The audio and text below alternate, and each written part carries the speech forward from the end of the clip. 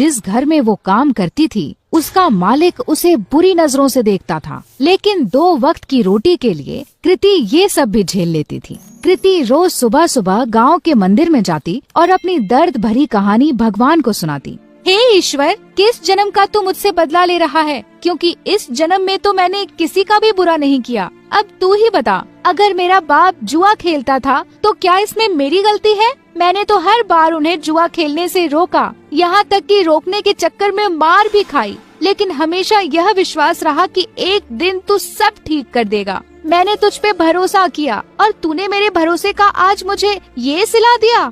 न खाना है न कोई अपना, काम पे भी मालिक बुरी नजर से देखता है। क्या यही तेरी महिमा है? कृति की आंखों में आंसू भर आए और वो वहीं बैठकर फूट फूट कर रोने लगी। लेकिन कृति ने आंसू पोंछे और वहाँ से उठकर जाने लगी कि तभी उस मंदिर के बाहर एक बूढ़ा आदमी दिखा जो उसे घूर रहा था। कृति को लगा कि ऐसे ही कोई भिखारी होगा जो उसे रोता हुआ देखकर घूर रहा हो। कृति उस पर बिना ध्यान दिए वहाँ से तुरंत अपने घर चलती बनी। लेकिन अब तो उस बूढ़े आदमी की कृति को देखने की आदत पड़ गई थी। जब भी कृति मंदिर जाती और भगवान को अपनी आप बीती बताती, वो बूढ़ा वहीं खड़ा उसकी बातें सुनता और उसे घूरा करता, लेकिन कभी मंदिर के बाहर कृति का पीछा नहीं करता। कृति को लगा कि वो बेचारा भीख की आस में उसे देखा करता है। कृति के पास कोई बहुत ज्यादा पैसे नहीं थे, फिर भी वो दान पुण्य करने में बिल्कुल भी हिचकिचाती नहीं थी। एक दिन मंदिर के बाहर खड़ा वो बूढ़ा आदमी जब कृति को घूर रहा था तो कृति भगवान के पास जाने की बजाय उस बूढ़े के पास गई।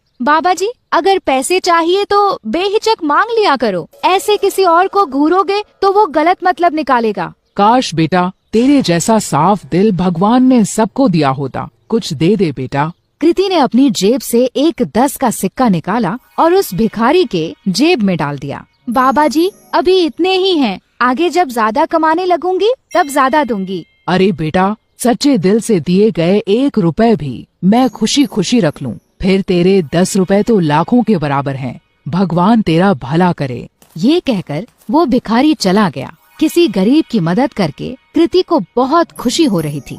कृति मंदिर में दर्शन करके फिर से अपने घर चली गई। उस दिन जब कृति अपने मालिक के घर काम करने गई तो वहाँ पर उस दिन उसके मालिक के अलावा कोई नहीं था। क्या हुआ मालिक, आज घर पर मेम साहब नहीं है क्या? मेम साहब वो तो आज अपने मायके गई हुई हैं।